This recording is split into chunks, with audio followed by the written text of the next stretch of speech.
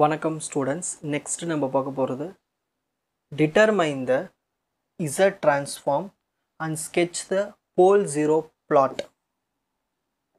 So Z transform கண்டுபிடிக்கணும், pole zero plotடும் கண்டுபிடிக்கணும், அப்புறம் region of convergence ROCயும் கண்டுபிடிக்கணும் அவங்க கொடுத்த சிக்னலுக்கு.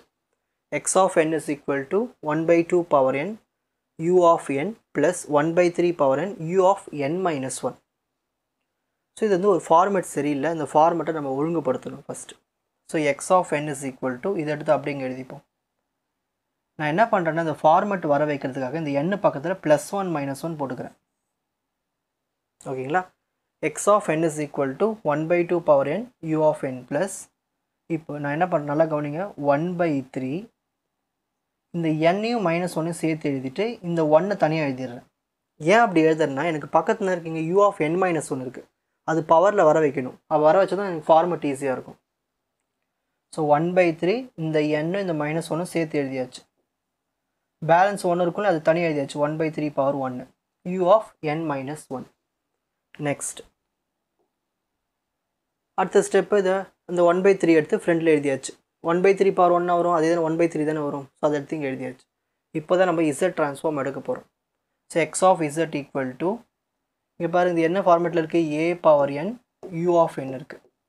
ஸோ நான் உங்களுக்கு ஃபார்முலா வீடியோஸ் போட்டிருக்கேன், இப்போ பார்த்துருங்க ஸ்டார்டிங்கில். So a power n u of n அது எப்படி எழுதலாம், 1 by 1 minus a z inverse. அப்போ a என்ன இருக்கீங்க 1 by 2 ப்ளஸ் இந்த 1 by 3 எடுத்து அப்படியே எழுதிப்போம். இதுவும் என்ன இருக்குது, a power n minus 1 u of n minus 1. Same formula தான். அதாவது நீங்கள் இந்த பவரில் இருக்கிறத இங்கே ரைட் ஹேண்ட் சைடில் u of n minus 1 இருக்கு இல்லையா, இதே மேலே n minus 1 வந்துட்டா சேம் ஃபார்மேட் தான் இது. u of n minus 1 u of n minus 1 இதுக்கும் அதே ஃபார்முலா தான். So 1 by 1 minus a z inverse. a என்ன இருக்கீங்க 1 by 3 கூட எக்ஸ்ட்ராவாக இன்னொரு z inverse போட்டுக்கணும். ஏன் அப்படி போட்டோம்னா நம்மளுக்கு பவரில் -1 உள்ளேயும் -1 வருது, அதனால் z inverse எக்ஸ்ட்ராவாக மல்டிப்ளை பண்ணணும். இதுதான் வேறு ஒன்றுமே இல்லை. இப்போ இதில் a வேல்யூ என்ன இருக்கீங்க 1 by 2. ஸோ அப்போ கன்வர்ஜன்ஸ் கண்டிப்பாக வெளிப்புறத்தில் தான் இருக்கும். ஸோ z விட அதிகமாக தான் இருக்கும். இதில் a வேல்யூ என்ன இருக்குது 1 by 3. அப்போ இதுலேயும் கண்டிப்பாக என்ன இருக்கும், ரீஜன் ஆஃப் கன்வர்ஜன்ஸ் அதிகமாக தான் இருக்கும் 1 by 3 விட. இப்போது இதில் யார் ஸ்மாலஸ்ட் வேல்யூ ஹையஸ்ட் வேல்யூ பாருங்கள். 1 by 2 எப்படி எழுதலாம் 0.5ன்னு எழுதலாம். 1 by 3 எப்படி எழுதலாம் 0.3ன்னு எழுதலாம். கரெக்டாக தானே? இதில் எது ஹையஸ்ட் வேல்யூ 0.5. அப்போ இதை தான் நம்ம வந்து ROC எடுத்துக்கணும். ஏன் இப்படி எடுத்துக்கிறோன்னா இங்கே 0.3 இப்போ இங்கே இருக்குது, 0.5 இங்கே இருக்குது. அப்போது கன்வர்ஜன்ஸ் இந்த பக்கமாக தான் இருக்கும். ஓகேங்களா, அவுட்டர். ஸோ உள்ளே இருக்கிறது நம்ம கணக்கு எடுத்துக்கூடாது. ஸோ ரீஜன் ஆஃப் கன்வர்ஜன்ஸ் வந்து 1 by 2 தான். ஏன்னா இதுக்குள்ளே வந்து இல்லையா அந்த ஏரியா 0.3. நெக்ஸ்ட் இப்போ நம்ம என்ன பண்ண போகிறோன்னா போல்ஸ் கண்டுபிடிக்கணும். அதுக்கு என்ன பண்ணுறோன்னா எக்ஸ் ஆஃப் இசட்னா கண்டுபிடிச்சிருக்கோம். இது எடுத்து அப்படியே நாங்கள் எழுதியிருக்கேன். ஓகேங்களா, அதே மாதிரி இந்த ஃப்ரண்ட்டில் இருக்கிற அந்த 1 by 3 இருக்கு இல்லையா, இது எடுத்து இங்கே நியூமரேட்டில் மல்டிப்ளை பண்ணிட்டேன். 1 by 3 into z inverse. மிச்சத்தில் அப்படியே எடுத்து எழுதிக்கிட்டேன். இப்போது ரொம்ப சிம்பிள் ஸ்டெப்பு. இதை வந்து z ஃபார்மேட்டுக்கு மாற்றணும். அதாவது 1 by 1 minus a z inverse இந்த மாதிரி இருந்துச்சுன்னா அதை z by z minus ன்னு மாற்றிக்கலாம். ஸோ z போட்டாச்சு by z minus ஏன்னு இருக்குது 1 by 2 மைனஸ் இந்த 1 by 3 அப்படியே தான் வச்சுக்கணும். ஓகேங்களா, இந்த 1 by 3 அப்படி தான் வச்சுக்கணும். நெக்ஸ்ட்டு பேலன்ஸ் இருக்குது, இது z by z minus ஏக்கு மாற்றலாம். z by z minus இங்கே a என்ன இருக்கீங்க 1 by 3. a என்ன இருக்குது 1 by 3. நான் கீழே z minus 1 by 3 எழுதியாச்சுங்களா, மேலே நான் எழுதணும் z எழுதணும். ஏற்கனவே இங்கே ஒரு எக்ஸ்ட்ராவாக ஒரு z இன்வர்ஸ் இருக்குது. ஸோ z இன்வர்ஸ் கேன்சல் ஆகிட்டு 1 வந்துடும். அதாவது நாங்கள் எதுவுமே எழுத அடுத்த ஸ்டெப்பில். ஸோ 1 by 3 மட்டும் எழுதிருக்கேன். புரியுதுங்களா? ஃபஸ்ட்டு இந்த 1 by 3 எடுத்து எழுதியாச்சு. 1 by 1 minus a z inverse தான் z by z minus ஏன்னு எழுதுகிறோம். So z by z minus இங்கே a வந்து 1 by 3 இருக்குது. ஸோ அதை எடுத்து எழுதியாச்சு. மேலே ஒரு z இருக்குது. ஸோ இந்த z இந்த z இன்வர்ஸும் கேன்சல் ஆகிடும். அடுத்த ஸ்டெப் வந்து கிராஸ் மல்டிப்ளிகேஷன். இதை ரெண்டுத்தையும் மல்டிப்ளை பண்ணணும்.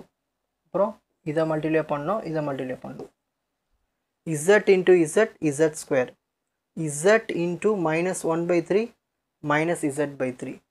நெக்ஸ்ட் இங்கே மைனஸ் இருக்குது மறந்துடுங்க. மைனஸ் z into 1 அது 1/3 minus z/3 minus into minus plus 1/2 into 1/3 1/6 ஓகேங்களா இப்போ z ஸ்கொயர் இங்கே ஒரு மைனஸ் z/3 இருக்குது இங்கே ஒரு மைனஸ் z/3 இருக்குது ரெண்டுத்தையும் ஆட் பண்ணால் minus 2z/3ன்னு வருமா இப்போ நான் என்ன பண்ணுறேன்னா டினாமினேட்டர் எழுதிட்டே போக முடியாது டைம் வேஸ்ட் ஆகும் அதனால் ஃபஸ்ட்டு இந்த நியூமினேட்டர் மட்டும் சால்வ் பண்ண போகிறேன் ஓகேங்களா ஸோ ஃபஸ்ட்டு நியூமினேட்டர் மட்டும் சால்வ் பண்ணுறேன் இதை வந்து ஈக்குவல் டு 0ன்னு போட்டுக்கிறேன் ஓகேங்களா இப்போ வந்து எனக்கு வந்து இதில் டினாமினேட்டர் ஹையஸ்ட் வேல்யூ 6 அப்போ 6ஆல் எல்லாத்தையும் மல்டிப்ளை பண்ணுறேன் அப்போ 6z² மைனஸ் 2z/3 இருக்குது அதை 6ஆல் மல்டிப்ளை பண்ண ஆகிடும் 3 1s are 3 2s are அப்போ 4zன்னு வருமா ப்ளஸ் இதை 6ஆல் மல்டிப்ளை பண்ணால் 6 கேன்சல் ஆகிட்டு 1 வரும் இப்போ நம்மளுக்கு இந்த மாதிரி ஒரு ஈக்குவேஷன் ஃபார்மேட்டில் வந்திருக்கும் இப்போ இதில் a வேல்யூ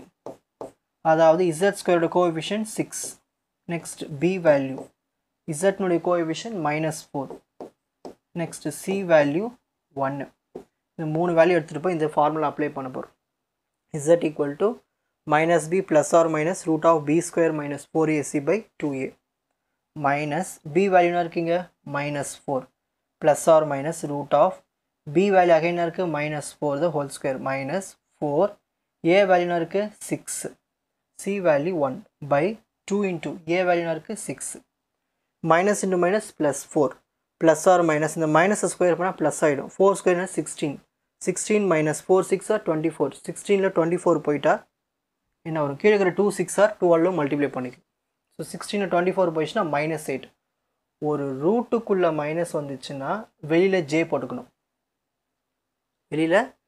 போட்டுக்கணும் அடுத்த ஸ்டெப் இப்படி தான் வரும் 4 + or minus j √8/12 இந்த மாதிரி வரும் ஒரு ரூட்டுக்குள்ளே மைனஸ் வெளியே எடுத்தோம்னா ஒரு காம்ப்ளெக்ஸ் டேர்ம் வந்துடும் ஜேன்னு வந்துடும் இப்போ இங்கே ப்ளஸ் இருக்குது மைனஸ் இருக்குது ஸோ 4 + j √8/12 4 - j √8/12 இப்போ நெக்ஸ்ட்டு கவனிங்க இதை மட்டும் நான் தனியாக சால்வ் பண்ண போகிறேன் 4/12 + j √8/12 4 1s are 4 4 3s are 12 so 1/3 plus j இந்த √8 எப்படி எழுதலாம் 8 ஃபேக்டரைஸ் பண்ணுங்கள் 2 4s are 2 2s are so 2 2 இருந்தால் ஒரு 2 இருந்தால் √2/12 இப்போ 2 1s are 2 6 ஆர்னு கேன்சல் பண்ணிடலாமா அப்போ 1/3 + j √2/6 வரும் அகைன் இந்த 6 எப்படி எழுதலாம் 2 × 3ன்னு எழுதலாம் அதில் ஒரு 2 நான் √2 × √2ன்னு எழுத போகிறேன் ஒரு 3 அப்படியே வச்சுக்க போகிறேன் இப்போ √2 √2 கேன்சல் அப்போ என்ன வரும் 1/3 + j × 1/3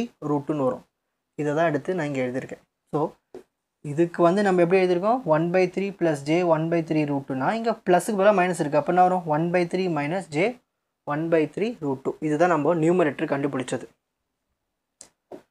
இப்போ அப்படியே எடுத்துமே அந்த நியூமரேட்டர் இங்கே சப்ஸ்டிட் பண்ணிடலாம் அது எப்படி எழுதணும்னா z மைனஸ் போட்டு எழுதணும் z மைனஸ்னு போட்டு கண்டுபிடிச்ச வேல்யூ இங்கே எழுதணும் நியூமரேட்டரில் இது எந்த ஸ்டெப்பு இது எழுதுங்களா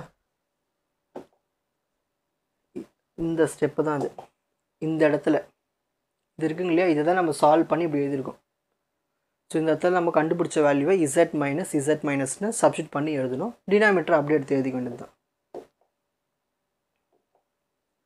எழுதியாச்சுங்களா சரி இப்போ நம்ம ஈஸியாக ஜீரோஸ் கண்டுபிடிச்சிடலாம் இந்த z மைனஸ்க்கு அப்புறமா என்ன இருக்கீங்க இதுதான் ஃபஸ்ட்டு 0 1/3 + j 1/3 √2 z மைனஸ்க்கு அப்புறமா என்ன இருக்கீங்க 1/3 - j 1/3 √2 இதுதான் செகண்ட் ஜீரோஸ் டினாமினேட்டருக்கு தான் போல்ஸ் z மைனஸ் ஃபஸ்ட்டு போல்னா இருக்குது 1/2 செகண்ட் போல்னா இருக்குது 1/3 இப்போ இது அப்படியே கிராஃபில் ப்ளாட் பண்ண போகிறோம் ஸோ எக்ஸ் ஆக்சிஸ் வந்து real of z y axis வந்து இமேஜினரி ஆஃப் z சரி ஃபஸ்ட்டு இந்த z வேல்யூஸ் பாருங்கள் ஜீரோஸ் ரெண்டுமே ப்ளஸ் வேல்யூ தானே ரியல் பார்ட்டும் ப்ளஸ் இமேஜினரி பார்ட்டும் ப்ளஸ்னால் ஃபஸ்ட்டு குவாட்ரண்ட்டில் இங்கே வைங்க ஸோ ஒரு டாட் வச்சுட்டு z1 நெக்ஸ்ட் இது பாருங்கள் ஒரு ப்ளஸ்ஸு ஒரு மைனஸ் அப்போ எந்த குவாட்ரண்ட்டில் வரும் ஃபோர்த்து குவாட்ரண்ட்டில் வரும் ஸோ கீழே வரும் z2 ஓகேங்களா இப்போ டாட் வச்சு z2ன்னு போட்டாச்சு ஸோ ஜீரோஸை மார்க் பண்ணியாச்சு இப்போ அடுத்தது போல் மார்க் பண்ணணும் 1/2 எங்கே வரும் ஸோ இது 1ன்னா ஸோ 1/2 பாதி தானே ஸோ இந்த இடத்துல வரும் 1/3 எங்கே வரும் 1/2க்கு முன்னாடியே வந்துடும் ஏன்னா 1/2 வந்து 0.5 1/3 வந்து 0.3 அப்படின்னா இதுக்கு உள்ளே தானே வரும் ஸோ இவ்வளவு தான் போல்ஸ் இவ்வளோ தான் மார்க் பண்ணியாச்சு ஜீரோஸ் அண்ட் போல்ஸ் ப்ளாட்டு பண்ணியாச்சு ஓகேங்களா இப்போ ஸ்க்ரீன்ஷாட் டைம்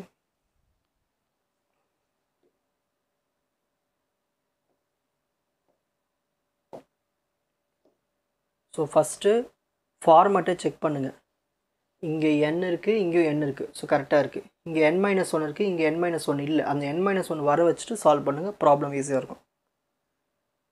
அப்புறம் Z ட்ரான்ஸ்ஃபார்ம் எடுக்கணும், ROC கண்டுபிடிக்கணும், அப்புறம் Z ஃபார்மேட்டுக்கு மாற்றணும்.